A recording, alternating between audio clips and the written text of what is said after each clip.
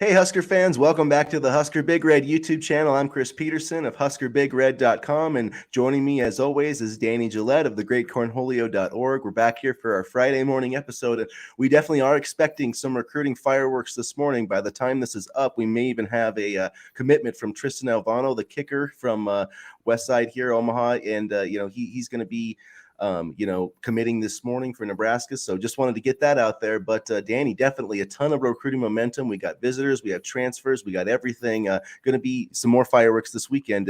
What's your mood and what's your first impressions on this big recruiting visit weekend? I'm ready to kick off this weekend with a commitment, that's for sure. Tristan Alvano announcing at 10:30, so that would be awesome. I would be excited to have Alvano. I mean, I know Mickey offered him, I believe it was the morning after Alvano's playoff game, and, we had really good kicking last year for the first time in quite a while, so if we can keep these good kicking vibes going, I'm all for it. Alvano is very, very good. He's got a heck of a leg, and, I think people may like, oh, yeah, we got a kicker. Well, yeah, that's big. Kicking is huge. Special teams is huge.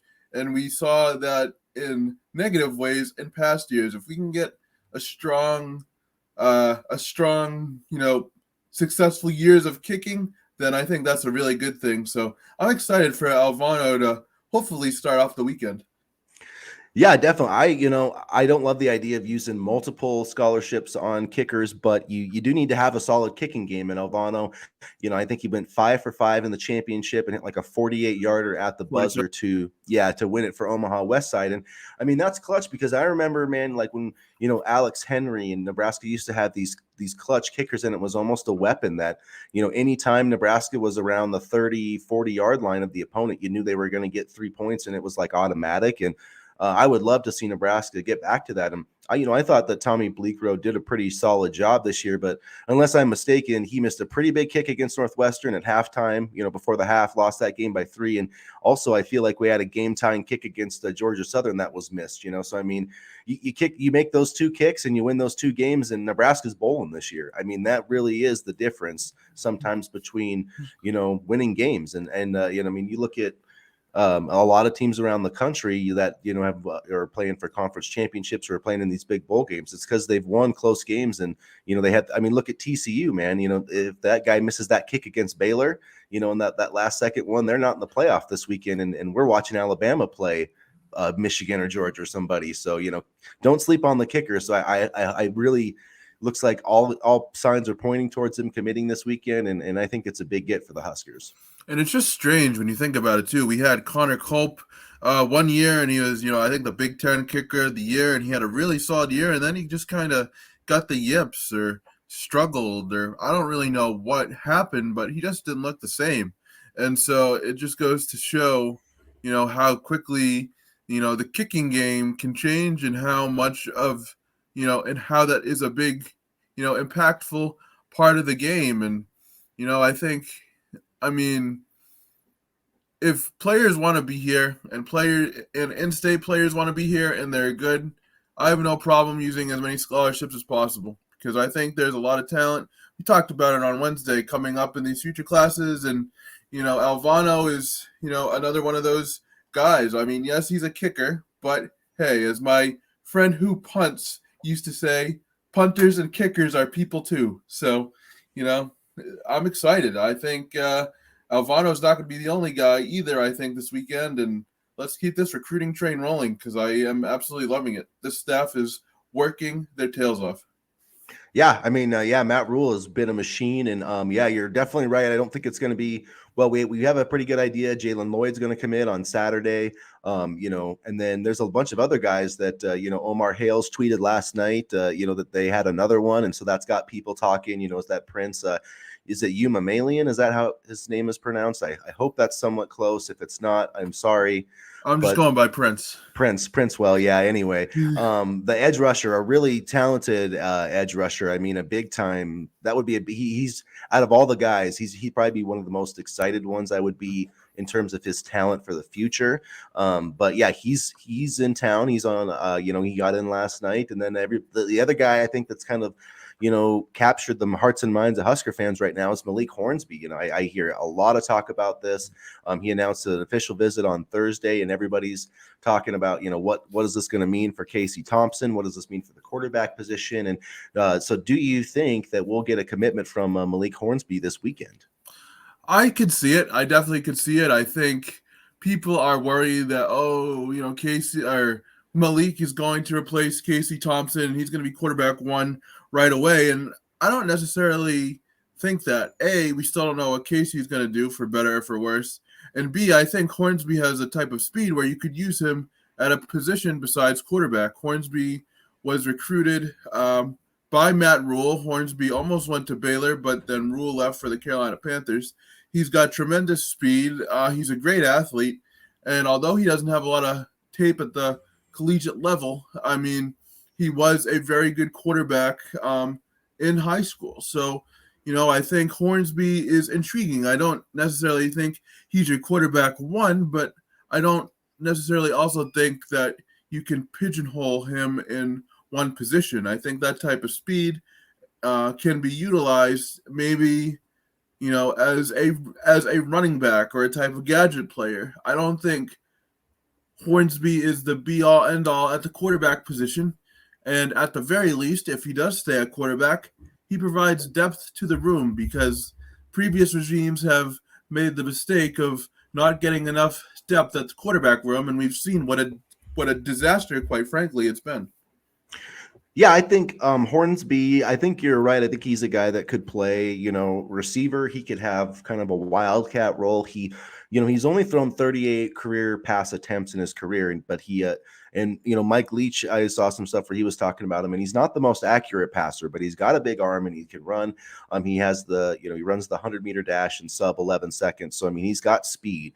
And I don't know how much I think he got 2 passes at Arizona, Arkansas. So 2 passes for 8 yards, but he ran, quite a bit when he played. I don't know if he started any games, but he played a little bit.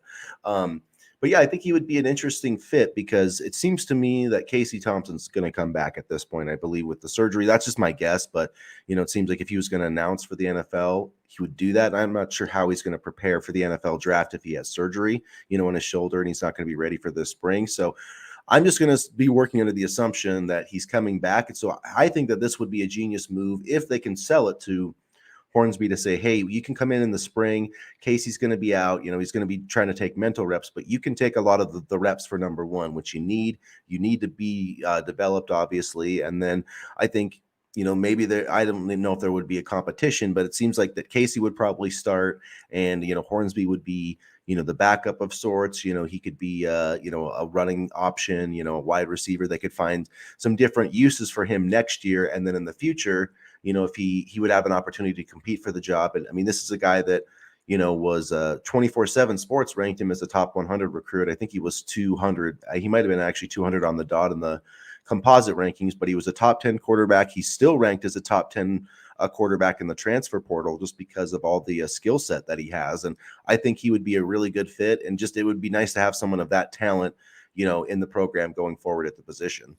And it's also a chance for both Hornsby and, quite frankly, Thompson to develop and get more tape for professional aspirations if they wanted to. This staff has shown that they can develop players. Hassan Riddick at Temple is first name that comes into my head in terms of who Matt Rule has been able to develop, and that's not the only guy by any means.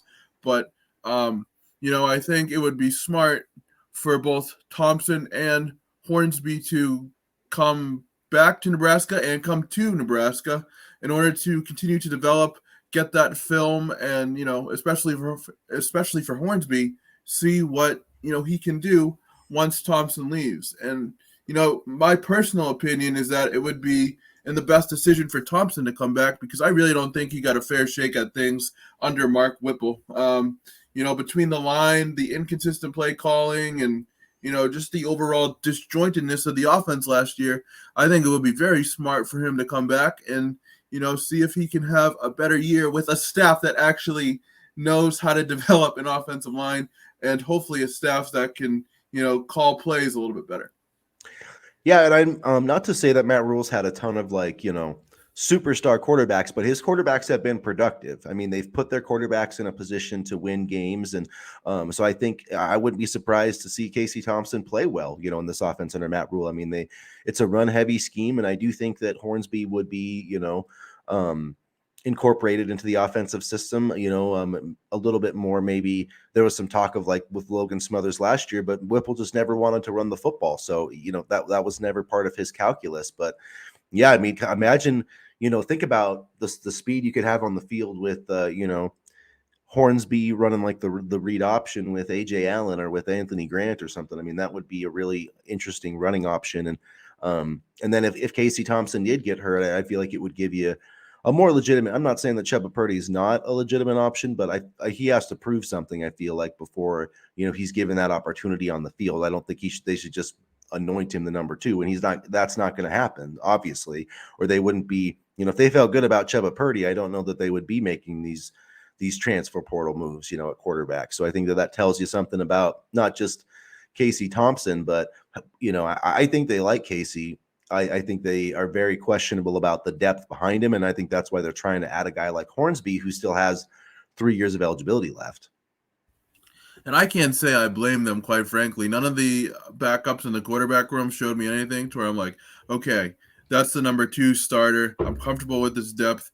And I don't believe it was all their fault, but still, you got to go by the statistics and what you see on the tape. And for a guy like Chuba Purdy, that tape, unfortunately, did not look, good. But I also think that despite being Mark Whipple's favorite quarterback, that also put pressure on Purdy, unnecessary pressure to kind of succeed.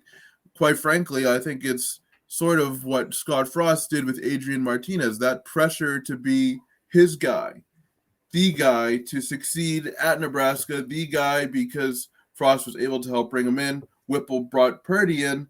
They just weren't able to succeed or put in positions to succeed. So I would be interested to see what Purdy does with a fresh start. And, I mean, I'm honestly surprised that a guy like Logan Smothers hasn't transferred out yet. He's definitely done his time on the depth chart, that's for sure. But, I think Smothers, for example, could be very interesting in a RPO type of offense. I think that would fit his game very well.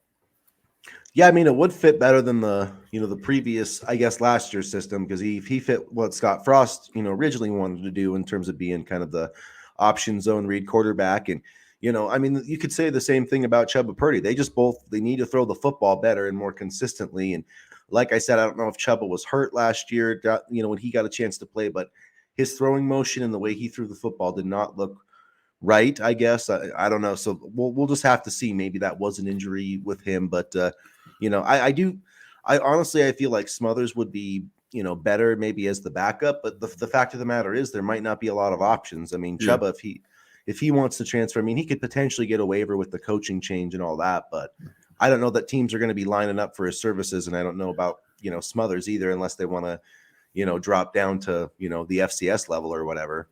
Well, it's just kind of interesting because when coaches, you've heard the expression, I'm going to die on this hill, so to speak. When coaches die on this is my quarterback, I'm going to play him no matter what hill, that doesn't necessarily do a service to the quarterback. We've seen it work plenty of times, but we've also seen it kind of not work. So I would be interested to see what Purdy would be able to do with a fresh start, with nobody really kind of counting on him, and to kind of just turn the page. Because I do think, there is talent. He wasn't rated I believe it was number 5 pro-style quarterback for no reason. I just don't think he was put in a position to succeed. And, I don't think Smothers was put in a position to succeed. Whipple wrongly stuck to his guns, and, he basically hurt the entire quarterback room with, honestly, I don't even think realizing that he did it.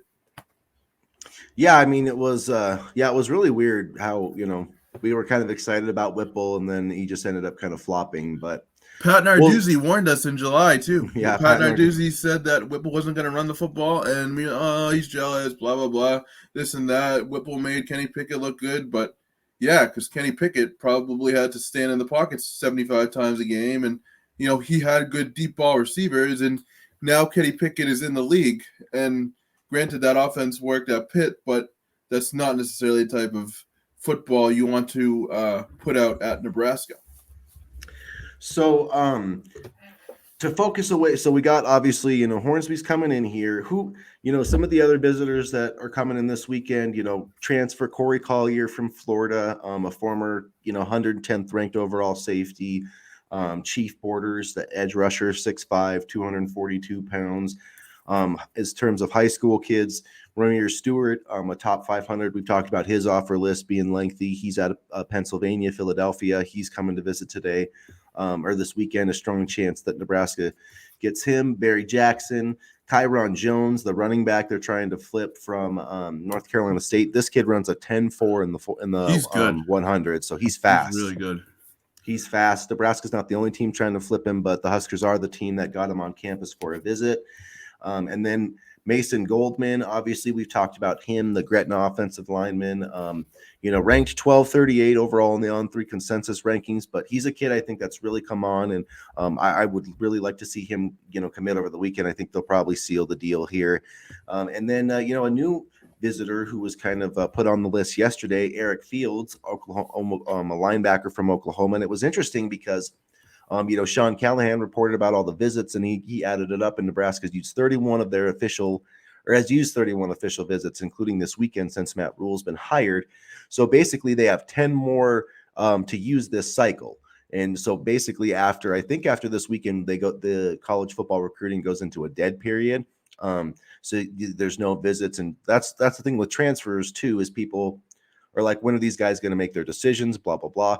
Well, they have to wait, after this weekend, they have to wait a couple of weeks before they can do visits. So some transfers are going to wait and make all those stops before they make their decisions. So that's why with some of these guys, you're going to see the timeline kind of delayed a little bit out, as opposed to the high school kids who, if they're signing early, they have to sign, Wednesday to Friday. That's the early signing period. So that's kind of something to watch. But, it's a really interesting, class. And so Nebraska actually had a couple of visitors that they canceled yesterday because you can only have so many. And so you don't want to, you want to keep some of those visits for transfer portals, and you don't want to waste visits on guys that you're not going to, take scholarships from. But this Fields kid, I'm really interested by. He played 5A football at Oklahoma. He's 6'2", 190 pounds, and sometimes you never know if those listings are correct. But to me, that sounds like a safety. And he had 180 tackles in 10 games, 120 solo stops. I mean, he's a fast kid, and a lot of guys. There's a lot of positive buzz on the staff about him. So, it's an impressive visitors list. Who you watching outside of some of these guys we've already talked about, Hornsby and Alvano? Who are some of these commits or potential commitments are you looking at this weekend? Well, you mentioned Fields, and that just popped something into my head. Our linebackers were slow as all can be last year. And if we can get a guy like Fields that can actually run a little bit, that would be a tremendous addition to the defense. I think one of the guys I'm looking at is Ramir Stewart. I know we talked about him, but the safety, I could see him being a name that commits this weekend just because I believe he's coming in to visit, if I'm not mistaken. Yep, he is. Yep. There's been a lot of buzz around him from Pennsylvania.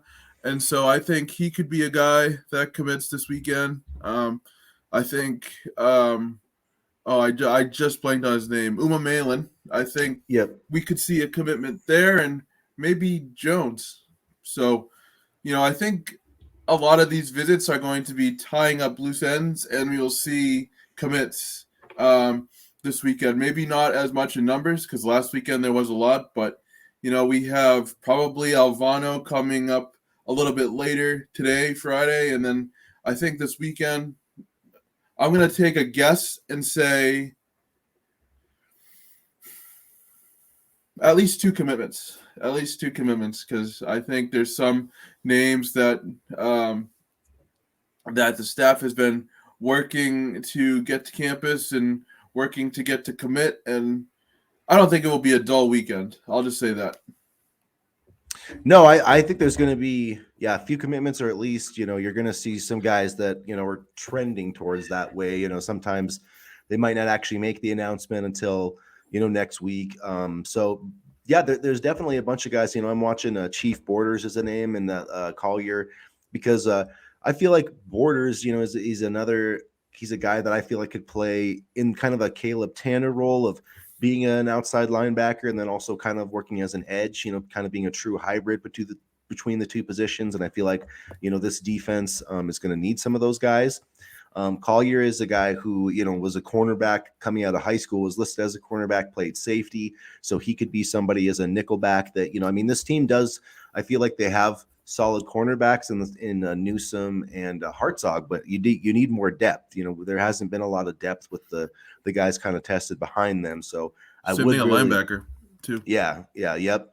And, so those would be some interesting additions. I'm really hoping that, Elijah Judy, they can still get him because I feel like he would be a big, if you added him as an edge rusher along with Garrett Nelson. But yeah, it's Hornsby's the guy that I'm still watching. And I actually read, from something from Sean Callahan. And so he said that Hornsby would be a guy that only has 2 years of eligibility left. So I'd have to he's a guy who could play 2 years and have a third year. I thought maybe with the COVID year, he would have a third year, but I'll have to double check on that one. So that kind of maybe changes the calculus a little bit, because then if he was to play for 2 full years, you probably would have to redshirt next year and be limited to like 4 games. So we'll see. There's a lot of things up in the air still. This is why Nebraska is recruiting quarterbacks. For anybody confused, Casey is probably, say he comes back this year, he's probably going to be gone in 2024. Then you have 2 years hypothetically with Hornsby, and then you still gotta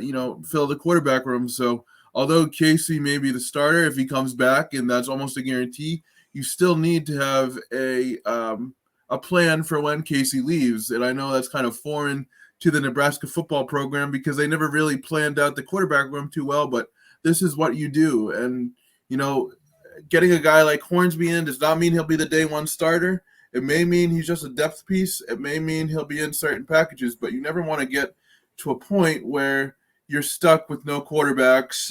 You're relying on one guy and you don't have solid depth behind him. It's all about building depth. And I'm not saying we're like any of these programs, so nobody come at me in the comments. But if you look at Ohio State, Alabama, Clemson, all the good programs, they have depth lined up and ready to go. And that's something that Nebraska needs to establish, not because, they're going to be the next national champion, but because, they need to have depth ready to go at several positions. And that was pretty glaring last year. And I know you felt the same way a little bit, Chris. Yeah, no, definitely. And the depth was really poor. I mean, you look at on the line, I mean, just about everywhere. I mean, the starters weren't bad, but the depth, and I think really hurt. And that's why you could see, the team would just wear down in some of those games against like Wisconsin and Minnesota or whatever teams that have that program depth. And Illinois. Yep. And this team didn't have, I wanted to say something, they were talking about seniors or something, and it was something where about Trev had said there was only like 4 guys from the senior class that were like originally from Nebraska. So, he was talking about how that shows there's a, lack of development problem and a problem recruiting it, that either those players weren't good enough to be at Nebraska, when they arrived, or basically that they weren't, developed well enough. I mean, however you want to say it, but Nebraska has not gotten talent from point A, from signing day to point B, being productive on the field. And I feel like Matt Rule's going to be a lot better at that. He's been a head coach longer. He's been in the NFL. These guys, I just feel like, have that evaluation, skill set down a little bit better. And, we could totally be wrong, but there's a coherent strategy with what Matt Rule and these guys are wanting to do. And they're acting swiftly and they're making moves. And, it's been great to see. I mean, honestly, with Matt Rule, it's not, I don't sense like a bunch of hype or anything. Like, this guy's just getting to work, and I love it. I think, I feel, almost every day I feel better about, the hire that we got. I know some people wish that it was Deion Sanders, but I feel like Nebraska got the perfect head coach for Nebraska. Because this is a multiple year build. I mean, this isn't just a 2-year build, then you can leave. This is a multiple year build, and obviously results will have to be proven on the field, but you can't fault him for not working hard, which is something we could have done in the Scott Frost era. You mentioned 2 years build and leave. That's what Deion's trying to do, and that's what he is going to do. Yeah, he's going to be gone in 3 years, and Colorado's going to suck again. Same thing with Luke Fickell, I think, if the Ohio State job opens. Although if Yep. Ryan Day doesn't beat Michigan next year, then I think maybe that opening will come sooner. Yeah. Again, it's crazy to me. This Ohio State team is a fantastic season, and people are calling for Ryan Day's head. I mean, meanwhile, we can't even win 11 games in 2 years. So, but anyway, um, I think this staff is working very hard to try to get the best players they can, and a lot of people may get caught up in stars like, oh, we're not getting 4-star commits and this, that, and the other thing. There is a point to that, yes. Like I get what they're saying, but when you have a staff that can develop and get the most out of players, 4 stars and missing out on 4 stars or not recruiting 4 stars and trusting the coaching staff's eye for talent is also huge because, quite honestly, Scott Frost didn't have that, and even with the 4 stars, he didn't develop them properly. So I feel better about where this program is in terms of development, and I trust that star rankings do matter, but Matt Rule will be able to do a lot with 3 stars and things like that. Yeah, I mean, stars do matter, especially when you're talking about trying to win conference championships or get to the college football playoff. But there's been a lot of teams, we've seen it in the Big Ten that have won with the majority of 3-star players. Wisconsin has been kicking our ass with those guys for years. So is Iowa. So is Minnesota. I mean, occasionally they sprinkle in 4-star guys, but go look at the recruiting rankings, and Wisconsin's like barely ever in the top 30. Same with they just aren't. But they get the right guys for their system, they develop them, and then they keep them. And that's a big thing is keeping those guys and developing them. And the Nebraska just hasn't really been able to do that. So, with this first class, I mean, yeah, you don't want to. I don't think you need to get caught up too much in the star rankings because, for one, guys get missed in the rankings all the time with different evaluations and whatever. So it's not an exact science. And you have to find guys that fit what you want to do. And I think that Matt Rule has done that. A lot of speed, a lot of athleticism. And I feel like that right now is just as important, kind of establishing that baseline. And then in the 2024 class, yeah, you're going to be, I would expect more of the high level recruits, more of the 4-star level recruits. Yeah. But that at the end of the day, you can't get too caught up in that type of thing. You have to get talented football players, and you have to have you have to have a plan with guys, right? You can't just, get a guy and hope he works out. You have to have a plan for how he's going to work out and how you're going to use all these players and, how you're going to use those 85 scholarships. And I feel like Matt Rule has a plan in place, and we're just going to have to sit back and see how it works. But I think we're going to see a lot better product on the field next season. I believe that. And I was talking to somebody the other day, and, he said that, and I agreed with him, that there are so many kids in a big state like Texas that get under recruited, that don't even get looked at because they have so many good players in the state. And that doesn't mean they're bad by any means. It just means that, recruiting services haven't had the time to look at them. And so, a guy with no stars could end up being very, very good. It's just a matter of getting the name out. And again, states like Florida and Texas, there are so many kids. Nobody has time to scout them all, So just because a guy has 0 stars or is not ranked or is 3 stars doesn't mean they're not good. I mean, a lot of times it just means that these recruiting evaluation services just don't have the time to look at them. There's a lot of good talent in the States, and, it's up to the coaching staff to be able to find some gems. And I think finding gems could be a little bit easier to do in the bigger states. And, we've seen that in the state of Texas. Yeah, I mean, we saw that, with Deuce Vaughn, I mean, was barely recruited by Texas. So, I mean, it's sometimes the guys just miss on people, so you just really, you never know how it's going to work out. And you have to have an eye for talent. That's a big part of it. And, at the end of the day, I'll take what Matt Rule says over, some guy sitting at a desk at 24/7 Sports watching huddle film. And that's 100%. That's a lot of it. What it is. I mean, a lot of these guys don't. Like 24/7 Sports does not make the travel investment to go watch players like it used to. That's just the bottom line. And that's just, I don't have any scientific facts to say that, but that's what a lot of the reporters say. They don't, and it's pretty obvious. They don't go and travel and do what they do, as much as they used to. And if you're not seeing people live, then, that makes a huge difference in the evaluation process. So I don't trust the recruiting rankings as and I think Bryce Turner is a great example of that. I mean, how is it that he was unranked and now he's a top 600 kid? I mean, to me, that It's all just about the shows. offers. The more offers they get, then they get a star. You get an offer from Alabama or Ohio State, you automatically get 3 stars. And your assumption about the guys just don't go down there and don't invest in the travel to go down there is spot on. Having known some of the guys, not going to mention any names, but you're right. You're spot on.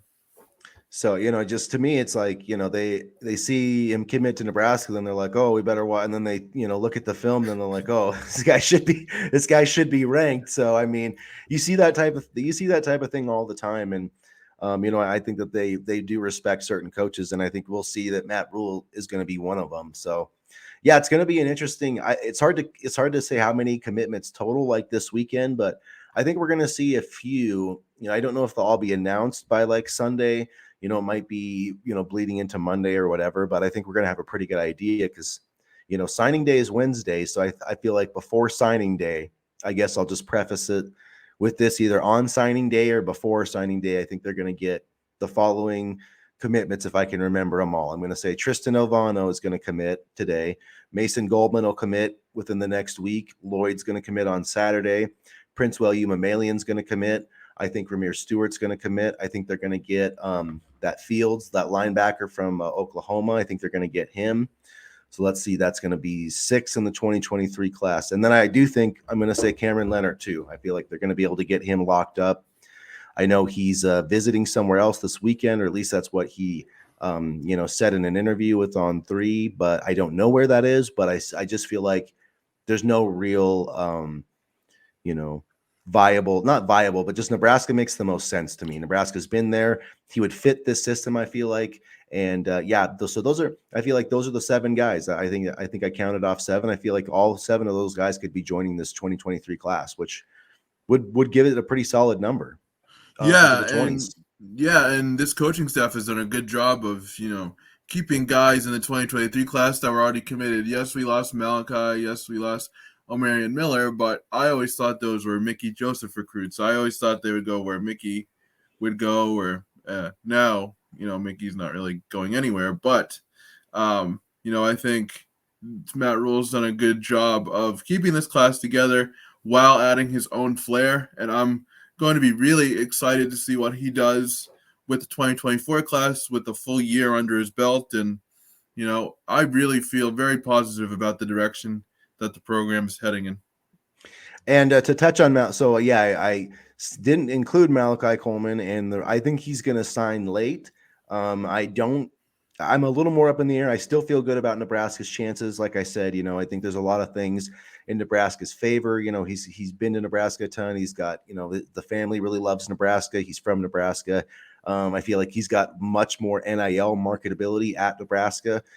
He could come in and I feel like have a good chance to start at receiver next year at Nebraska. I mean, you think about this depth chart, and I know that, it sounds like DeColas Crawford and Camonte Grimes might be coming back, but, you look at Marcus Washington, Alante Brown, and then I would say Malachi Coleman. If he's on this roster next year, I don't see hell he could be the number 1 next year. Honestly, that's how I feel. That's how good I think he is.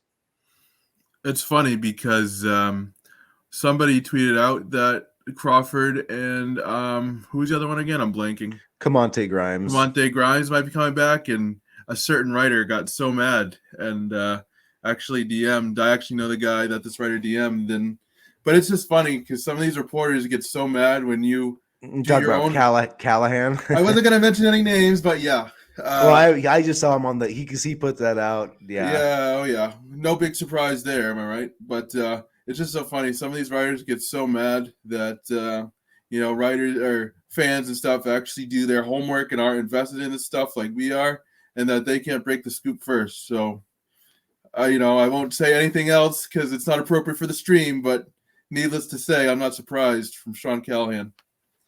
Yeah, it's interesting. I mean, I get what he's saying, that they're still actually, in the transfer portal, but that doesn't mean that, they're not going to be. I mean, I just feel like there's a lot of things that are reported that, guys get reported in the transfer portal before they're actually in there. So it's just kind of like, I mean, I get technically what he's saying, but I get what he's saying too, but like it's like you're looking at the transfer portal itself. Yeah. You're not taking his words and Right, twisting them. yeah. Like the He transfer definitely portal, comes off as a curmudgeon in that instance. and not the first time he's come off as a curmudgeon, but Yeah. anyway. I do like his reporting though. He's a good reporter. Yeah, no, he is a good reporter. He just gets snobby about his scoops. But Sean, if you're watching this, you're not the only one. So I can name a couple others off the top of my head, but Nebraska media never fails to be entertaining, to say the least. No, my favorite's always Sipple. You know, I've been reading Sip for like, gosh, I don't even know how long, since I can remember. And you know, when he used to be at the Journal-Star, and he's really cool. Actually, I emailed him once, and he'll actually like email your ass back. You know, he's one of those old school. Like, if you actually send Steve Sipple an email, like he'll actually write you back. He's not like. I actually really like Carpenter too, from Inside Nebraska, the new guy. I like him a lot. I have to admit, I don't have the Rivals. I subscribe to On3 and 24/7. So sorry, Inside Nebraska. You just haven't won over my. I'm too cheap. I just don't feel like I need like 4. So because I subscribe to The Athletic too. It's like, how many inside services do I need? But I don't really bother with The Athletic because I'm not looking, because they do a lot of like more in-depth stories, which is great, which is awesome. But for what I do, I kind of want, the recruiting crystal ball predictions and the prediction machine and quick inside scoops. But if I actually had the attention span to read more long-form journalism, The Athletic would definitely be at the top of my list. It's a really good website. There's so I'll say, because I was on The Athletic and then I stopped my subscription because I just didn't read it that much, and then Mitch Sherman, that bastard, got me with the Trev Alberts article. I had to read that, and then good old Mitch.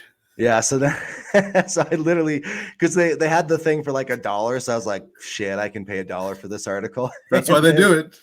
Since I feel like a jerk sometimes because I'm a journalist, but I'm like cheap to support other journalists, but not really though. I guess I have like 3 subscriptions, but yeah, you're right though. The thing about The Athletic is like, I'm like, you guys are they write like 1 story or 1 or 2 stories a week, and it's just like, that's not the kind of, I don't want to wait till Monday to read about I mean, I get it, and sometimes those stories are interesting when it's more of a longer form thing, but I just like the constant flow of content, especially from Husker Online. I don't think there's any question they've become the number one, 24/7 is kind of behind the times a little bit on those guys, it seems like. It's actually Inside Nebraska now, I think, if I'm not mistaken. Rivals is Inside Nebraska. Yeah. Husker Online is On3, so like On3, like bottom or whatever. See, there's so many subscriptions, I can't even keep track. But, I know. But they do a really good.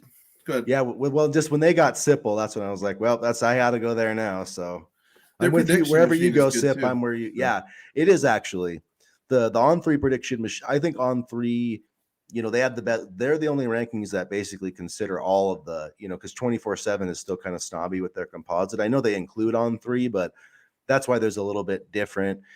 And yeah, I think they do a really good job on their recruiting machine, and they take into. So it basically learns over time too. It looks at like a situation and how likely a kid is to commit under certain coaches and . So it's kind of, so what their point is like, over time, the longer the prediction machine exists, like the more accurate it'll be in making these projections. So it's kind of, it's better than just the old crystal ball, and then someone puts in a crystal ball like a year later and never gets back to it. You see that quite a bit. So I definitely prefer it. Oh yeah, it may sound boring to some of you, but for recruiting junkies like we are, like, it's absolutely fantastic. I can't get enough recruiting content, especially right now. So, well, I think it gives you like a snapshot without having to, you don't have to sit there and look at all the visits and stuff. You can just kind of see if there's not any predictions. You can see based on the prediction machine, where the most contact and visits have happened, and they've got.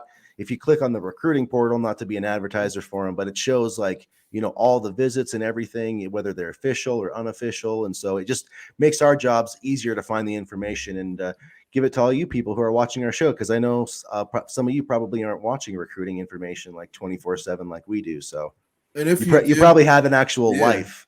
Yeah, no, yeah, exactly. And if you do, make sure to only subscribe to 1 or 2, not because I prefer one or the other, but just because, like, I just consume way too much information about recruiting more than I should. So if you're new to the recruiting game, find your site and stick to it, and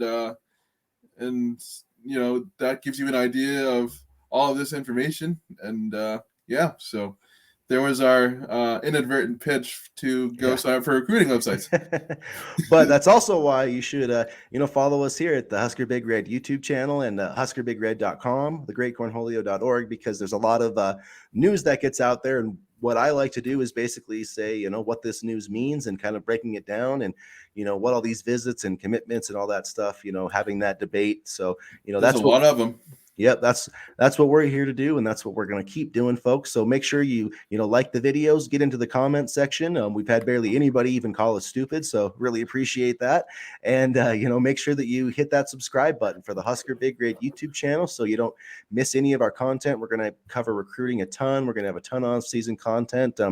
We kind of skipped over the basketball team today, but there is a big game on Saturday against Kansas State. So in Kansas City, another game people are going to want to pay attention to get away from the recruiting. But it's going to be a big weekend for fireworks. So keep the Twitter handle, keep Twitter close, and make sure you're checking out, refreshing your Husker websites, because there's going to be lots of news over the next couple days. Absolutely, and we appreciate all the support. We've noticed an uptick in subscribers recently, so we really appreciate that. We're just two fans offering our unsolicited, sometimes very loud opinions, and we really appreciate all the support, and we love making these videos. So we'll probably be back again on Monday unless something big breaks. We're thinking maybe Sunday morning, but don't hold us to it. And so we just really appreciate all the support, and we can't wait to deliver more exciting videos like this, because I think there are going to be some big developments this weekend. Yep, there definitely are. So we're planning to be back Monday, but if there's some big recruiting information, we'll put together a Sunday episode. So keep a watch out for that. And as always, folks, check out huskerbigred.com, thegreatcornholio.org. Hit that subscribe button, and as always, go Big Red. Go Big Red.